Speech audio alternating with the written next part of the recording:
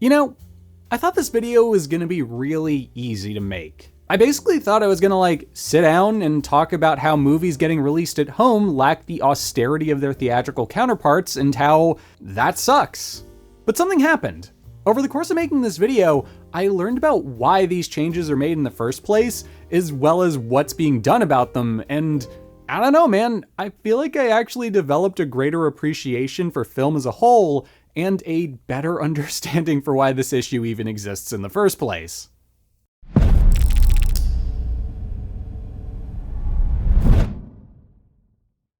Howdy! Movies. They're cool, aren't they? As far as art goes, they incorporate a little bit of everything. You got actors and set design like it's theater, music like it's, music, and even other art forms like architecture, drawing, painting, etc. getting folded into the process too. I genuinely think that film is one of the ultimate forms of art because of how communal it is, both on the digestion and creative side of things. Even better, it's one of the art forms that has arguably improved for its fans over the past few decades. Thanks to stuff like OLED screens, Dolby Atmos, and even VR, watching movies at home has gone from what it was like back in the days of VHS into being an experience that can rival going to the theater. In conjunction with stuff like streaming, it's easier to see more movies than you might have as recently as at the end of the early 2000s. We live in a time where we carry these little boxes everywhere with us that at any moment can literally access any movie that's ever been created. And more than that, many of these little boxes can not only access them, but they can play them back to you in higher quality than most of these films were ever available for you to view at home in. It's such a sadness that you think you've seen a film on your fucking telephone. Get real. Let that sink in for a sec. For all the crap David Lynch gives people for watching his movies on their phones, it's a better way to watch some of his early breakthroughs than what an entire generation of Lynch fans had access to through VHS. I'm not even crazy about watching movies on my phone or iPad, but that's genuinely crazy to consider. And yet, here I am with a bone to pick. Because while we have more movies to watch than ever, and we can watch them in higher quality than ever, and as a guy who really likes film and will be the first to admit he's way too much of a tryhard when it comes to watching them in as good of quality as possible, I've recently found that a lot of them aren't being presented in a historically accurate way. While just about every film ever created is available for consumption at home, or yes, on a telephone, a lot of them have a similar problem. Worse, there probably isn't a comprehensive list of which movies have this problem, how severe it is, and whether or not there are plans to remedy it. A lot of people can't even decide if this is a real issue to begin with, or if we're all just being a bit anal retentive about it. And I'm of course talking about the fact that movies don't always look right at home.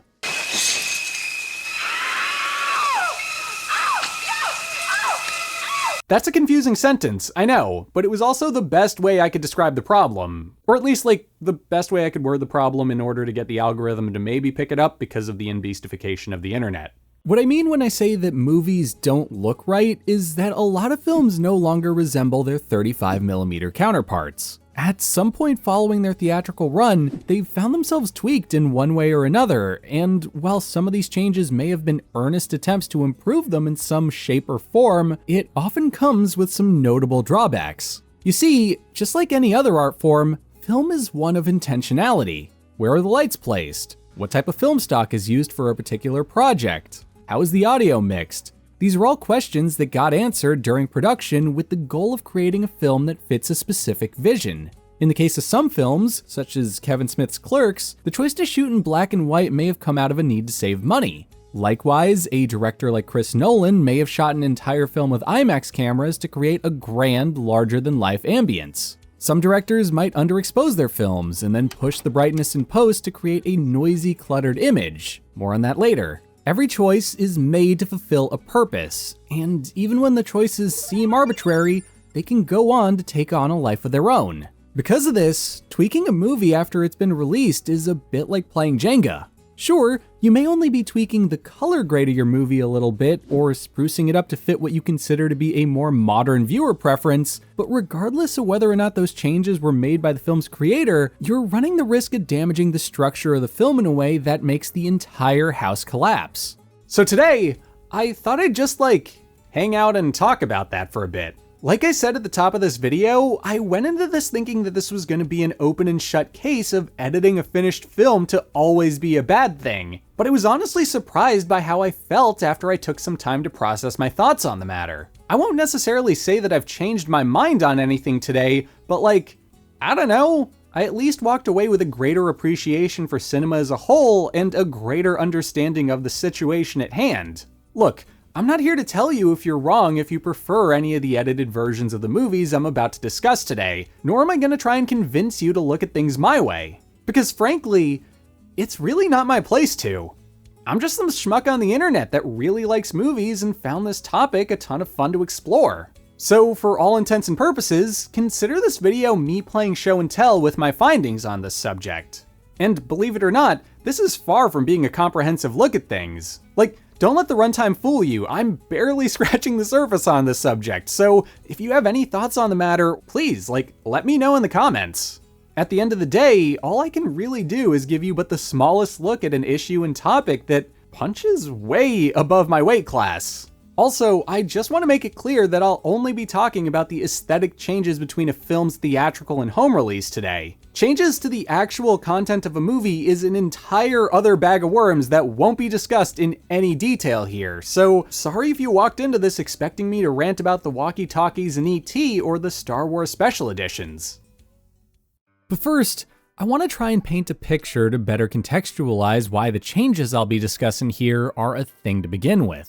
Because, at least to me, it adds some fairly interesting nuance to this discussion and explains why, in the simplest of terms, the people behind these changes may have genuinely believed that they look better. You see, back in the 90s and through the early 2000s, movies were often released across several very different formats. On the lowest end of the spectrum, you had VHS tapes, an analog medium that was subject to degradation over time and excessive playback. And then there were things like VCD, DVD, Laserdiscs, and eventually Blu-ray, digital formats that presented movies in varying degrees of quality due to size limitations on their respective discs. And last, you obviously had the theatrical release of a film, which presented the movie as well as the format it was printed on could, and as long as it was decently preserved. But not only did you have to contend with what boiled down to 3 very different formats for home media, you also had to contend with multiple presentation formats, which all naturally had their own strengths and weaknesses too. On the lowest rung of the consumer spectrum, you had CRT televisions. These cathode ray tube devices were, at their cheapest, boxes that often presented movies in standard definition at a 4:3 aspect ratio and suffered from overscan. On the more expensive side of things, you might have also owned an HD CRT back in the mid-2000s, which could have come with a 16:9 ratio, hit resolutions up to 1080p, and is my personal mecca as a retro gamer and person who still uses the odd DVD. Stepping further up the food chain, and more towards the later half of the 2000s, you also had the advent of plasma and LCD screens, which moved away from our humble little cathode ray design in favor of, plasma and LCDs. There were also projectors, portable DVD players, the PSP, which, by the way, could watch Blue Velvet. This isn't a joke. You can actually buy a copy of Blue Velvet for the PSP, which blows my mind because, David Lynch, the guy who hates people watching movies on their phone. Get real. And naturally, theatrical projection. Basically, much like home media itself, you'd need something deeper than the Grand Canyon to represent the divide between the highest and lowest quality you can screen a movie in. On top of that, the goal of creating a theatrically accurate restoration of a film is something of a moving target. Celluloid deteriorates when it isn't stored well, so it's very easy for the original look of a movie to get lost to time if people aren't careful with it. And while there are ways we can get close enough to the original look of a film for it to be functionally fine, there are just as many, if not more ways for us to screw that process up if we aren't careful. Like, this isn't some open and shut case where we can just pull up an old print of something, get a new scan of it done, and call it a day. This is a laborious undertaking that involves working through every frame of a movie slowly and with great care. Restoring a film can be as artisan a process as creating it in the first place was. And here's the thing. I don't know if you know this, but studios can sometimes be lazy. After a theatrical run, a movie is often prepared for its home release in several different ways. The most obvious one that everyone is probably thinking of is that it would first get cropped down to 4:3 to fill the average television screen, and this was usually done to mixed results. I'm not going to go into that stuff since that isn't the focus of this video though, so if you want to learn all about aspect ratios, what pan and scan or shoot and protect is, etc., go check out Noodle's awesome video on the subject. But another way that movies were altered for their home media release was that they often had their color timing altered and also went through some form of grain management.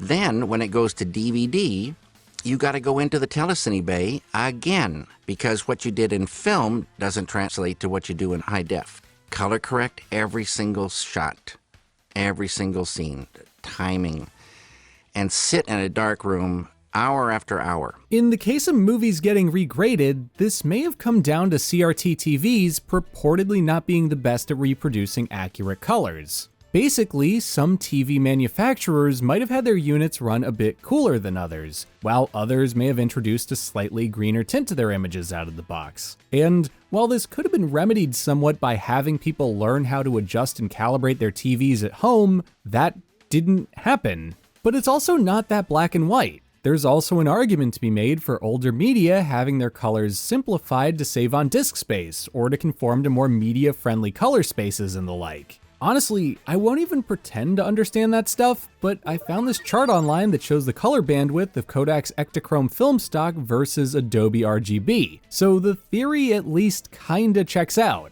And the idea of TVs or studios thinking their audiences wouldn't know how to make their televisions look good is hardly a new concept, and it's even still a problem to this day. Think back to the last time you were looking at a TV display at a store. Every unit on the floor probably had denoising turned to the max, motion smoothing enabled, and was running the coolest color setting they could because it's the most attention-grabbing, easily digestible concept of better for the average shopper to digest. Well, it's kinda like that. For whatever reason, most people don't really care about this stuff, so it goes unremedied. Additionally, films might find themselves getting recolored because the director wasn't available to sign off on the master for home media. It's hard to believe that this was the case even in the 90s, but some directors might have literally just preferred to defer to the studio or distributor for this stuff. For example, Danny Boyle had nothing to do with the home release of Trainspotting, which ended up having its original look heavily tampered with by the time it hit DVD. And when it hit Blu-ray and shuffled between distributors, well, that look changed even more. It wasn't until January this year that we actually got a director-approved restoration of the film through the Criterion Collection. And guess what? This one has a completely different look to it that people online quickly accused of being revisionist when it was actually closer to the way the movie looked when it first came out.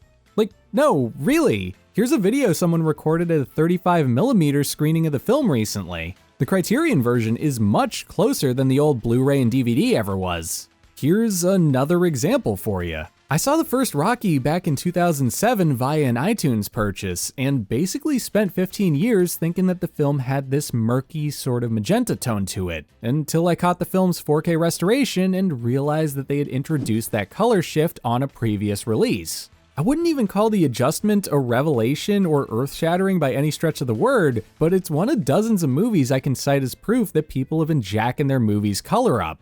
And just to be thorough, here's another example for the road, this time from the world of television. A couple of months ago, there was a whole discussion online about the colors in the anime Sailor Moon's home release. And basically, it turned out that the current master used for the series gives it a heavy pink tint in that people who had gotten used to the way the show looks now according to this release had grown attached to it. Just like with Trainspotting, fans got mad over a perceived alteration to the series that, in reality, was actually someone bringing the series back to its intended look. Even worse, this alteration wasn't even on an official release or anything. It was just some guy on the internet who color corrected the series to look right and that Twitter decided to crucify because, well, like, that's Twitter. Go yourself.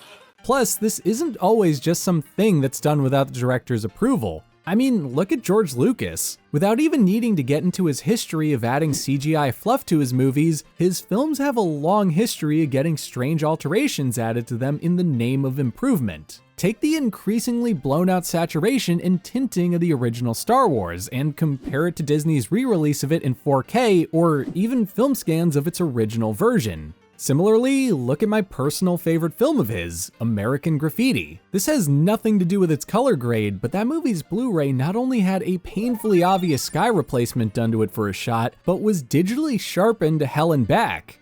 Sometimes these changes are even attempts to introduce greater continuity across their movies. Take the first Matrix, for example, which was explored in great detail in Watching the Ariel's video essay on bad remasters from 2018.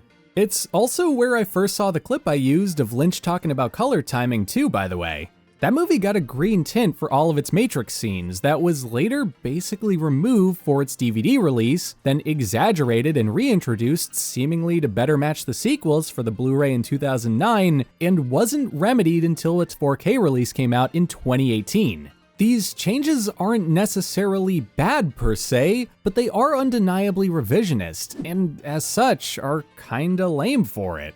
I mean, stuff like this isn't unheard of within the realm of art thanks to books getting altered across editions or video games getting patched, but it's also hard not to look at some of these changes and wonder whether or not they're adding anything of substance to the original works, or if they're just a bit careless. In the case of a video game, the entire look and feel of a game isn't what's getting changed. It's usually a bug or performance hiccup. Likewise, editorial flaws are usually what get removed or altered in a book. They're unintended flaws that can get sanded over without changing the original work. But altering something as intentional and wide-reaching as the way a movie fundamentally looks feels deeper than that. A lot of the movies I've mentioned so far are considered important films, so it's kinda crazy that this is a problem. I mean, several of them are literally award winners and have even been submitted to the Library of Congress for preservation because of their impact on pop culture and the medium. So it's actually pretty crazy that the home releases we've gotten for them don't reflect the version of the movie that earned that prestige.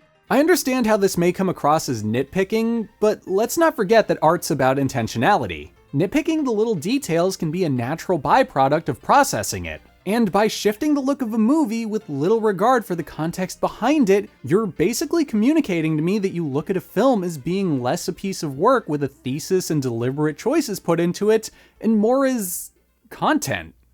Let's move on to the other way movies are often altered for their home release, and is also still very relevant to this day. Film grain. Because most movies that were shot up to, let's just say sometime in the mid-2010s were shot on film, they all naturally have a layer of grain to them. The prevalence of grain may differ from project to project and is dependent on the film stock they used, the lighting conditions, the intended look for that particular project, and even the condition of the print itself, but there's always going to be some natural grain there, right? Well, yes, unless you're a studio and seem to mistake film grain for something that's actively holding a movie back. I'm gonna come out and just say it from now that I'm pro film grain, so this might come across as a bit biased, but the active hatred that some people seem to have for film grain baffles me. However, I'm also not gonna pretend that I don't see a need for some level of grain management in a movie. Either way though, let's take a look to explain how grain gets managed across home media, starting with why it needs to get removed in the first place. The answer to this one is actually pretty simple and comes down to the limited amount of space that your run-of-the-mill DVD had back in the day.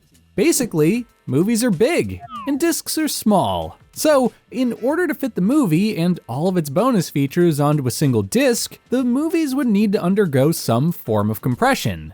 And for those of you who don't know what that is, here's a very simplified explanation. It's basically taking the data from your video and simplifying it, usually by lowering the quality during moments with a lot of motion or when the camera isn't static. A scene that features a locked-off camera with nothing moving in the background is likely to look clearer than a scene of Ethan Hunt running through China, and it's partially because of compression. So what about film grain? Well, to the DVD manufacturers of yore, that was something they found got in the way of their compression. Why? Because film grain is literally a constantly moving and changing layer of data. Even in situations where the camera is completely still, there will always be a layer of crackling grain in the background that can trip up your compression. I'm about to snap my fingers, and when I do, I'll be swapping this high bitrate 4K footage out for a lower quality version of it. And because I add film grain to all of my camera footage for this channel, you're probably going to notice a difference when I do. Do you see it? Everything's muddier and smudgier, right?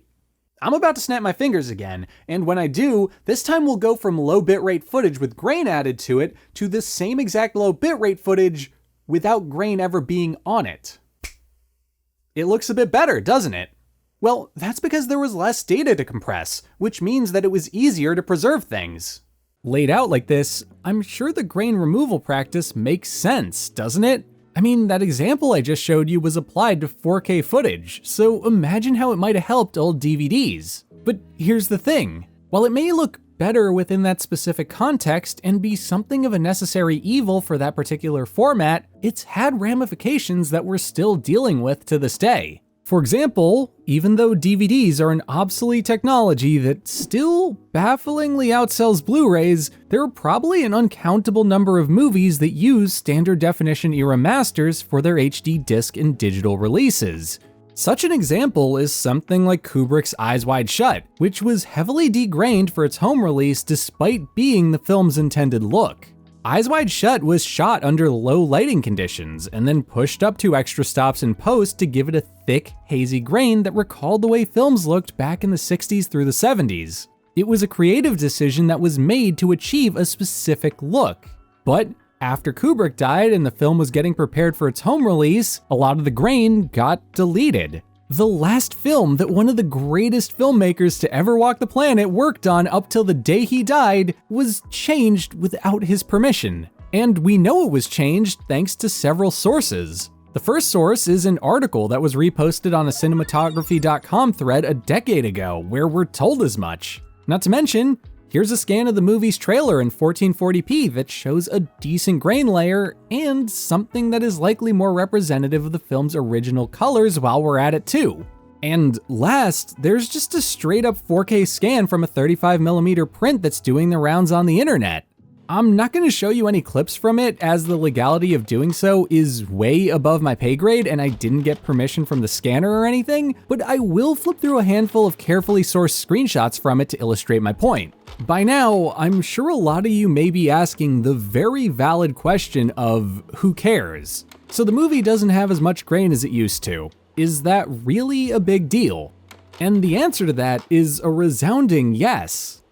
You see, grain is detail. To crib a line from richardphotolab.com, film grain is the visible silver crystals in a film's negative emulsion. These light-sensitive silver halides change into pure metallic silver when exposed to light, which is how an image is captured on film. So, grain is an inherent part of a film image. All of that crackling static you see in movies isn't something that's keeping you away from an image. It's the very thing that allows you to see that image in the first place. On top of that, grain is a constantly moving element that I like to compare to the warm fuzz one might hear in a vinyl record. I mean, it's even something that some newer digitally shot movies go out of their way to emulate.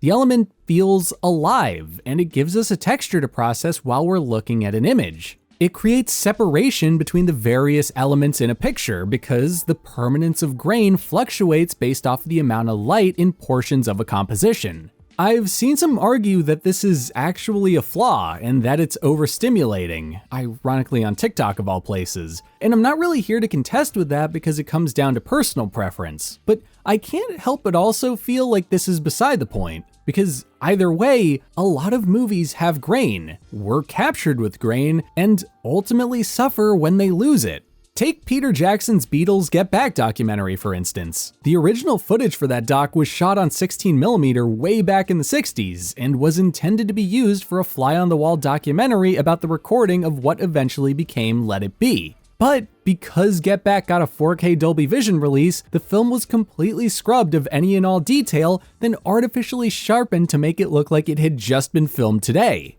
And the end result is extremely uncanny when you view it on anything other than a smartphone.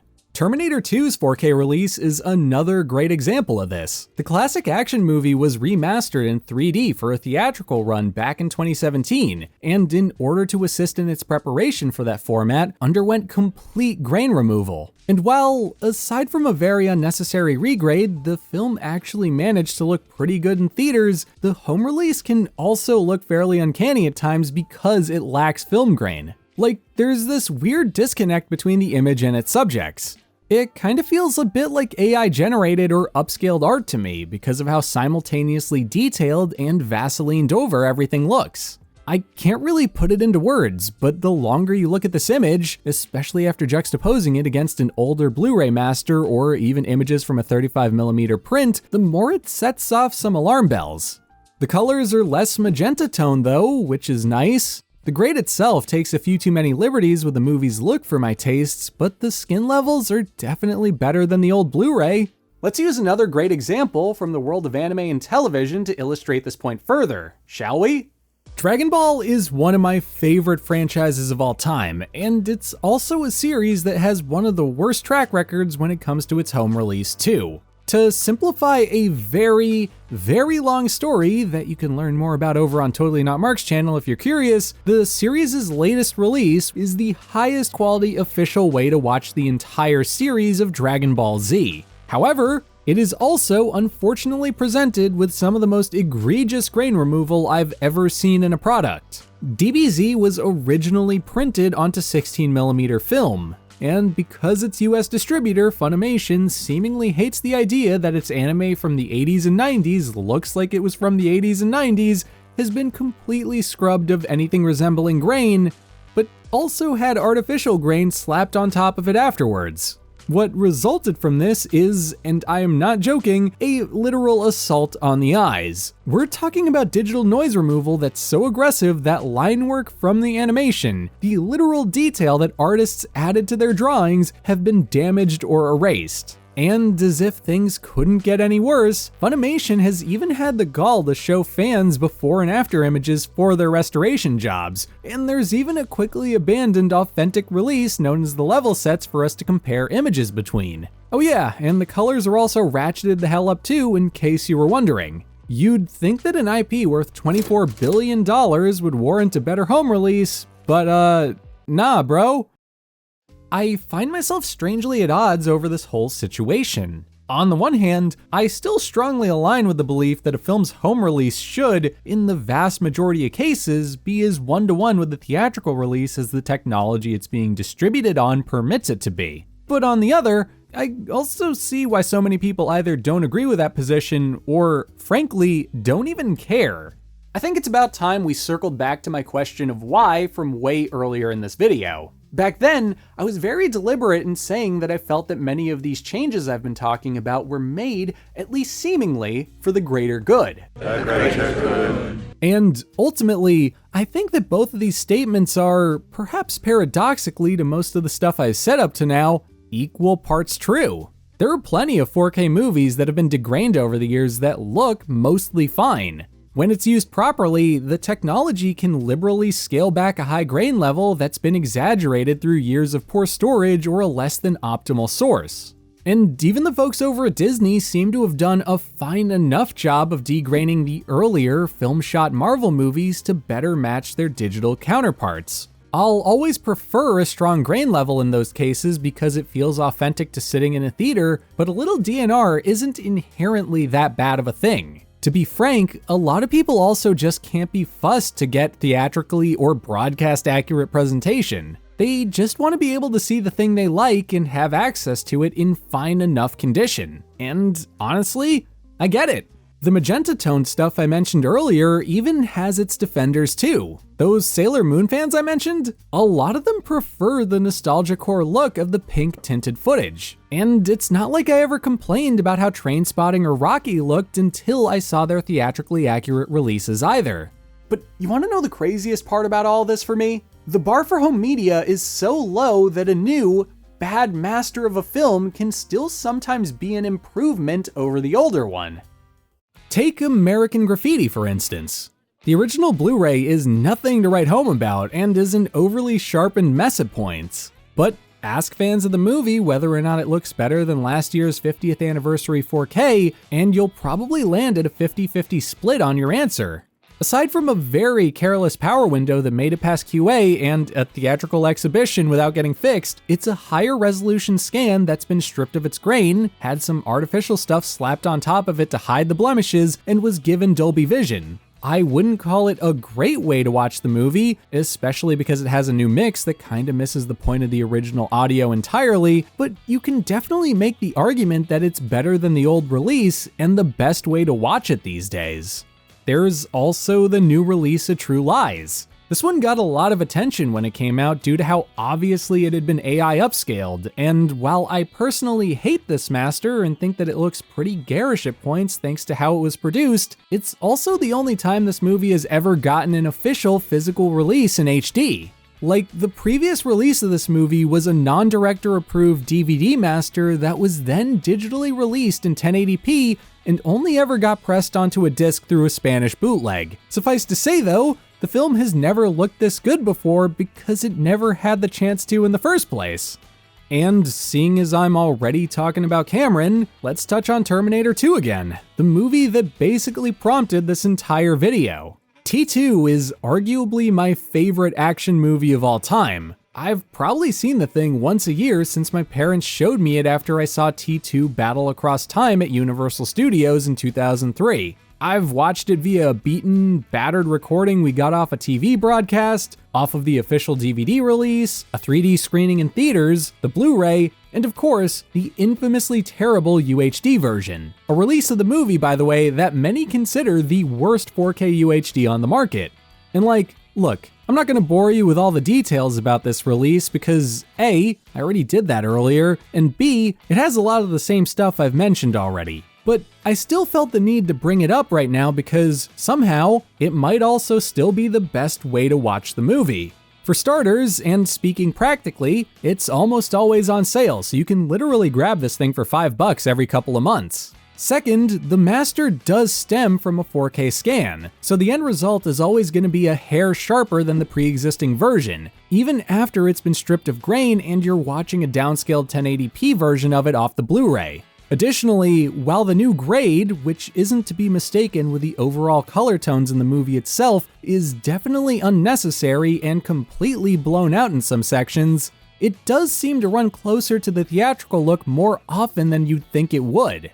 It doesn't always do this, mind you, but it does look somewhat accurate at points and still maintains one of my favorite aspects of the film. Namely, the way day and night scenes are presented in a contrast between warm and cold to symbolize the heartfelt humanity of the human race versus the cold calculation of Skynet. Something that was seemingly exaggerated in the home release up to now, but was seemingly intended by the filmmakers due to how the movie ends with humanity triumphing over the machines at a steel mill of all places. That said, I could still 100% see why people might prefer the older Blu-ray like I used to, or hell, even go as far as to find a 35mm scan of it like I did at one point. But the 4K version of Terminator 2, while pretty rough around the edges, or not because of the DNR, is still a mostly fine, watchable way to experience the movie. Heck, the lack of grain in it might even help people streaming it enjoy it more since the low bit rates found on many streaming services won't be pushed to their limits by managing grain. Similarly, it'll still look better than a low quality rip you could find online of the old Blu-ray or a digital rental of that master would, assuming they're still available. Look, Terminator 2 Judgment Day has a long history of bad home releases. And while I'd love for nothing more than for James Cameron to give the film a good home release this year, as he's rumored to, I realized something important while I was rewatching the 4K release for this video. A lot of this stuff doesn't matter. Yeah, it matters insofar that it's historical revisionism, that's a bad thing, and it should be perfectly reasonable to want to watch a movie the way it was screened in theaters back in the day, but I still like Terminator 2 Judgment Day. My face didn't melt off or anything from looking at the movie this way.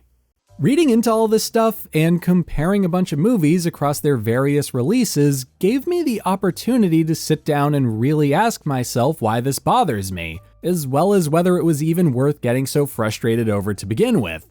And you know what? Well, I won't deny that this stuff still bugs the ever-living crap out of me, and that I would probably be the first in line for accurate 4K releases of Eyes Wide Shut or Terminator 2, etc. I still like these movies. That rewatch I did of Terminator 2 was still every bit as fun as it was to watch as it's always been for me. It may have even been more fun than usual because I got to pay attention to what was on the screen in a new way. If anything, sitting down to scrutinize these movies reminded me of how much I love them because it made me realize what they mean to me. Basically, of course I'm gonna complain about this stuff. I love all of these movies and I want to see them in their full glory. I'm not even saying that we can't continue to get those other transfers either. We could just as easily start giving people the choice over which edit of a movie they want to watch. I mean, we already do as much with alternate cuts in movies in some cases, so why the hell not?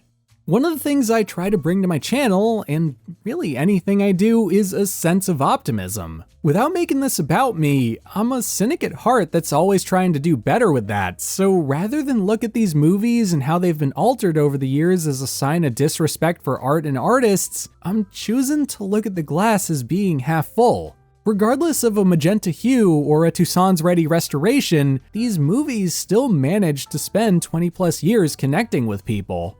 I don't know, man. There's just something kind of beautiful about how many ways you could look at this situation. I'd hardly say it excuses the fact that so many of these films have this problem to begin with, but hey, the thing about our capitalist way of life is that a lot of these flicks will probably get re-released in the future. Maybe a few of them will get better transfers when they do, you know?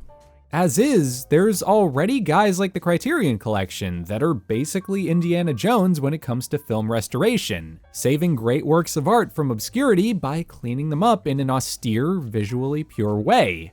And there are also fans of films all over the internet who go out of their way to scan any prints they can get their hands on to make sure that this stuff gets documented and preserved the way it looked back in theaters too. And let's not pretend that I haven't called out several official restorations or re-releases of movies in this video that went out of their way to either get director approved or restore the original look of their respective scans. A lot of this preservation stuff is already happening. It just isn't happening anywhere near as often or as fast as it probably should. My girlfriend Sierra often likes to make fun of me in the way that I could be anal retentive about how we watch movies and how I always need to make sure that the experience is as good as possible for us while she, a person that is arguably more knowledgeable about film than I am, would be more than happy to watch a 240p rip of something off of YouTube. And she might honestly be right not to care on some level. After all, good filmmaking is good filmmaking. If the art is truly special, maybe all it takes is getting it in front of people in good enough quality. That idea certainly won't stop me from trying to seek out films in the best quality or most accurate presentation imaginable, but it might make me at least a bit more willing to compromise in the future. Anyway, that brings us to the end of this video. I hope you enjoyed it, and that if you did, you decide to leave a like on it or comment with your thoughts on the matter. You can also support the channel by subscribing to it or by subscribing to my Patreon for as long as you honestly want to. I don't do bonus content on it, but I would really appreciate your support there. You can also harass me on Twitter, Instagram, or Letterboxd by following the links in the description, and if you like reading, you can check out my coming-of-age friends-to-lover comedy novel, Guppy Falls, on Amazon. It's only available as an ebook right now, but I am going to do a print run eventually, and if you're a Kindle Unlimited subscriber, you can actually read the thing for free right now. So yeah, bye.